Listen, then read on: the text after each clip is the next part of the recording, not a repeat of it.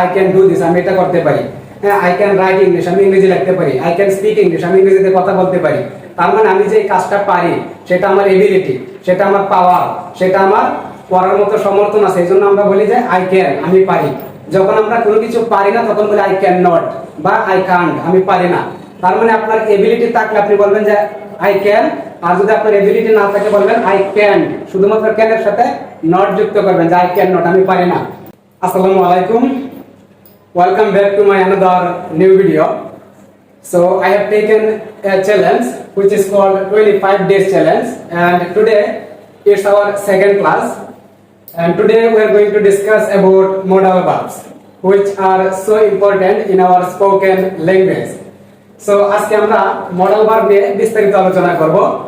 25 days এর আজকে হচ্ছে দ্বিতীয় দিন। এই দ্বিতীয় দিনে আমরা যা যা শিখব modal verb এর সমস্ত ব্যবহার, পজিটিভ সেন্টেন্স, নেগেটিভ, ইন্টারোগেটিভ, এবং এই যে can, could, should, would, must, use to, need to, shall, will, যত রকমের মডেল আছে সমস্ত রকমের মডেলের কোন কোন সিচুয়েশনে আমরা মডেলগুলো ইউজ করি, কেন করি, কিভাবে করি, এই বিস্তারিত বিষয়গুলো আলোচনা করব। শুরুতে আমি ক্যান নিয়ে কথা বলবো। ক্যান এর মানে হচ্ছে পারি। প্রথমে বলে রাখি, মডেল হচ্ছে কিছু মানে ইংরেজিতে স্পেসিফিক কিছু ভার্বের নাম, হ্যাঁ, যেগুলো হচ্ছে আমাদের মুড বা আমাদের ভাবের এক্সপ্রেস আমরা করি আর কি, আমাদের ভাবে প্রকাশ করি। আমাদের মুড প্রকাশ করতে আমাদের এই মডেলগুলো সাহায্য নিতে হয়। আর এই মডেলগুলো হচ্ছে এখানে হাতে গোনা কয়েকটা, স্পেসিফিকলি এগুলা সীমিত, লিমিটেড। হ্যাঁ, আপনি যদি শুধুমাত্র 10 থেকে 12টা মডেল এগুলোর ব্যবহার যদি জানেন তাহলে আপনার ইংরেজিতে কথা বলতে কখনো প্রবলেম হবে না। সো ক্যান মানে হচ্ছে পারি। আমরা জানি এই ক্যান হচ্ছে আমরা যখন আমাদের এবিলিটি অর্থ প্রকাশ করি। হ্যাঁ, যখন আপনি কোনো একটা কাজ পারেন, আপনার কোনো একটা কাজ করার সমর্থন আছে, এবিলিটি আছে, তখন আপনি বলেন যে। সো এখানে দেখেন একটা एग्जांपल আছে, আই ক্যান রাইট ইংলিশ, আমি ইংরেজি লিখতে পারি। তার মানে ইংরেজি লেখার মতো আমার এবিলিটি আছে, এজন্য আমি বললাম আই ক্যান রাইট ইংলিশ। ঠিক তেমনি দে ক্যান কাম টুমরো, তারা আগামী কাল আসতে পারে। এখানে আবার দেখেন দে ক্যান কাম টুমরো, তারা আগামী কাল আসতে পারে। এখানে কিন্তু এবিলিটি অর্থ প্রকাশ করে নাই, এখানে সম্ভাবনা অর্থ প্রকাশ করছে। আমি যদি বলি যে আগামী কাল আমার বন্ধু আসতে পারে, তার মানে সে আসবে কি আসবে না আমি গ্যারান্টি দিচ্ছি না, আসতে পারে, এটা সম্ভাবনা অর্থে, এখানে পসিবিলিটি অর্থে। হ্যাঁ, তাহলে প্রথম বাক্যে এবিলিটি অর্থে, দ্বিতীয় বাক্যে পসিবিলিটি, সম্ভাবনা অর্থে। আমি যদি বলি আগামী কাল বৃষ্টি হতে পারে, তাহলে ইট ক্যান রেইন টুমরো। হ্যাঁ, আমরা যদি মে দিয়ে বলি, কিন্তু মেটা সম্ভাবনা যখন একদম কম থাকে তখন, কিন্তু ক্যানটা সম্ভাবনা একটু বেশি বোঝায় তুলনামূলক, কিন্তু এই ক্যান দ্বারা সম্ভাবনা অর্থ প্রকাশ করে। যে my friend can call me, আমার বন্ধু আমাকে কল করতে পারে, এটা সম্ভাবনা অর্থে। হ্যাঁ, he can start a business, সে একটা ব্যবসা শুরু করতে পারে, সম্ভাবনা অর্থে। তার মানে আমরা ক্যান সম্ভাবনা অর্থে ব্যবহার করতে পারি। এবং 3 নম্বর যে উদাহরণটা আছে, ক্যান ইউ কুক রাইস, আপনি কি ভাত রান্না করতে পারেন। এখানে দেখেন একটা ইন্টারোগেটিভ সেন্টেন্স, এটা একটা ইন্টারোগেটিভ সেন্টেন্স, এখানে প্রশ্নবোধক একটা চিহ্ন আছে। আর এই ক্যানটা শুরুতে যখন আসবে, যখন ক্যান শুরুতে থাকবে তখন এটা একটা ইন্টারোগেটিভ সেন্টেন্স, প্রশ্নবোধক বাক্য। ক্যান ইউ গো, তুমি কি যেতে পারো।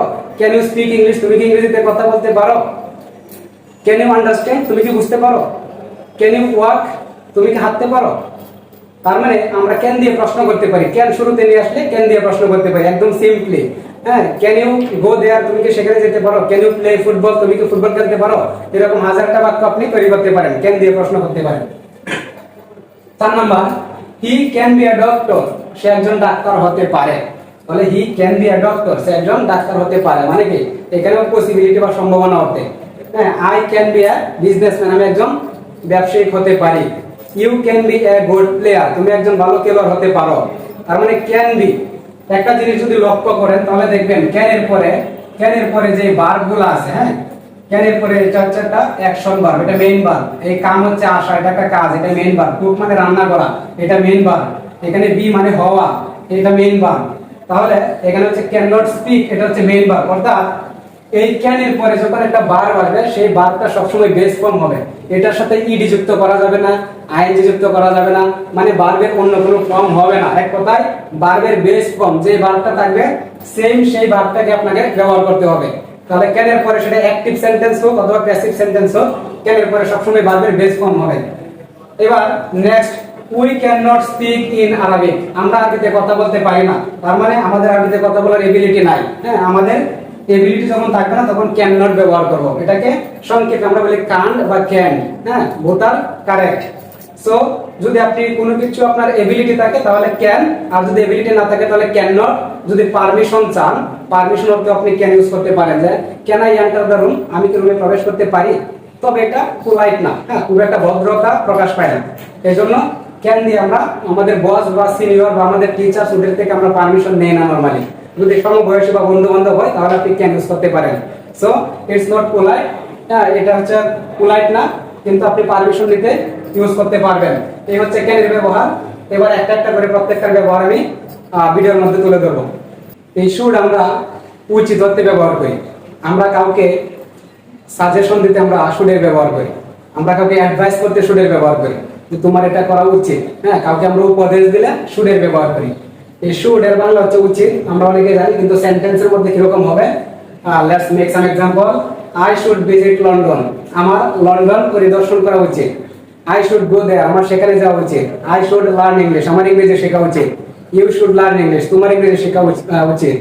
দে শুড ভিজিট আওয়ার ফ্যাক্টরি, তাদের আমাদের অফিস বা ফ্যাক্টরি পরিদর্শন করা উচিত। দেখেন, এই শুডের পরে কিন্তু যদি মেইন ভার্ব আসে তাহলে সবসময় ভার্বের বেস ফর্ম হবে। প্রত্যেকটা মডেলের পরে যখন অ্যাকশন ভার্ব আসবে তখন সেই ভার্বের বেস ফর্ম হবে, সেটা অ্যাক্টিভ হইলেও প্যাসিভ হইলেও। এই বিষয়টা মাথায় রাখবেন। আর একটা মজার ব্যাপার হচ্ছে, আমাদের এখানে যে সাবজেক্ট গুলো আছে, আই, দে, তারপর হচ্ছে হি, সি, রহিম, করিম, যে কোনো সাবজেক্ট থাকুক না কেন, সকল সাবজেক্টের পরে আমরা মডেল ব্যবহার করতে পারবো। এখানে অন্য অন্য যে বি ভার্ব গুলো আসছিল, কখনো ইয়ার কখনো ইজ, এরকম পরিবর্তন হতো, কিন্তু এগুলো পরিবর্তন হবে না। এই হচ্ছে একটা মজার বিষয়। আবার শুডের পরে সবসময় ভার্বের বেস ফর্ম হবে, এই হচ্ছে আরেকটা বিষয় যেগুলো আমাদের টেনশন করতে হয় না। So they should not waste food, তাদের খাবার নষ্ট করা উচিত না। এবার শুডের সাথে নট যুক্ত করলে নেগেটিভ হয়ে যাচ্ছে। শুডকে যদি আবার সামনে নিয়ে আসি, যে শুড যদি সামনে থাকে তাহলে শুডের পরে শুড আই ভিজিট লন্ডন, আমার কি লন্ডন পরিদর্শন করা উচিত। তার মানে যখন আমরা মডেলগুলোকে সামনে নিয়ে আসবো তখন এটা ইন্টারোগেটিভ বা প্রশ্নবোধক বাক্য হয়ে যাবে। এরপর হচ্ছে উড। উড মানে হচ্ছে অতীতে কোনো কিছু করতাম, হ্যাঁ, অতীতের একটা অভ্যাস বোঝাইতে আমরা উডের ব্যবহার করি। অতীতে কিছু একটা করতাম, বর্তমানে করি না।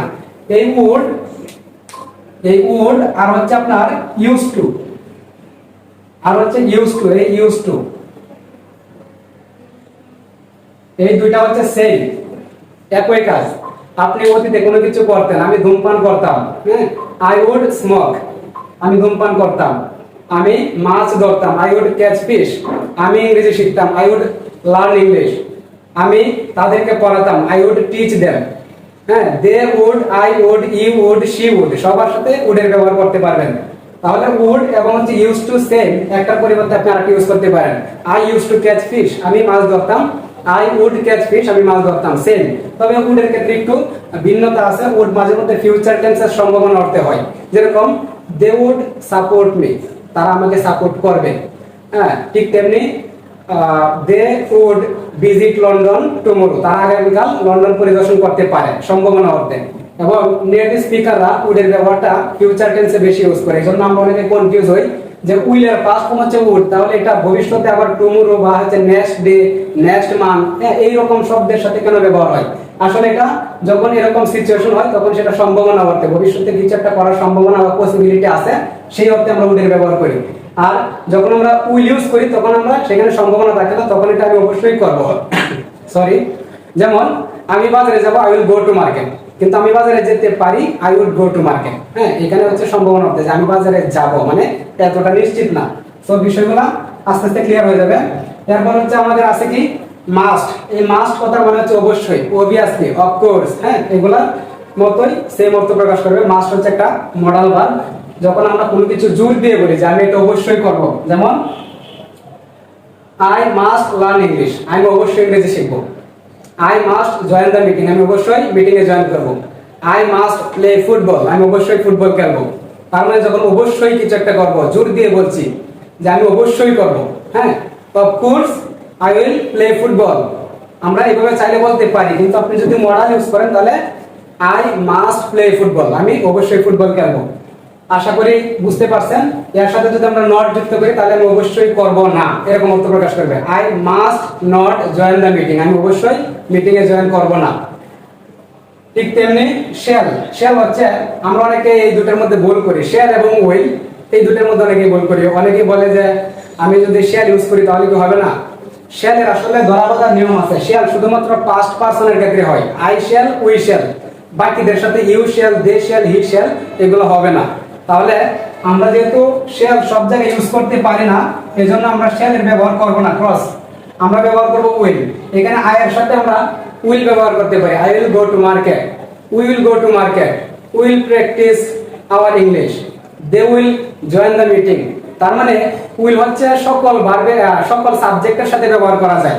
উইলের কোনো ধরাবাঁধা নিয়ম নাই, যে কোনো সাবজেক্টের সাথে আপনি উইল ব্যবহার করতে পারবেন, কিন্তু shall only for first person, remember. এরপর হচ্ছে আর কি আছে এখানে, ওয়াট টু আছে। ওয়াট টু হচ্ছে সেম ওই শুডের সিমিলার, মানে কোনো কিছু করা উচিত। তাহলে I ought to play football, আমার ফুটবল খেলা উচিত। আই শুড প্লে ফুটবল, আমার ফুটবল খেলা উচিত। বোথ আর সেম। তাহলে এই হচ্ছে মডেল। এই মডেলগুলো দিয়ে আপনি প্রতিদিন প্র্যাকটিস করেন, ডেফিনেটলি আপনার ইংরেজির সেন্টেন্সের স্ট্রাকচারগুলো মাথার মধ্যে চলে আসবে এবং আপনি খুব শীঘ্রই ইংরেজিতে কথা বলতে পারবেন। So don't forget to share the video with your friends and make sure that you are going to learn spoken English. And if you love to learn spoken English, you need to watch video every single day related spoken. So don't try to memorize grammar, try to focus on practical class like this. So have a good day. Allah Hafiz. Take care of your health.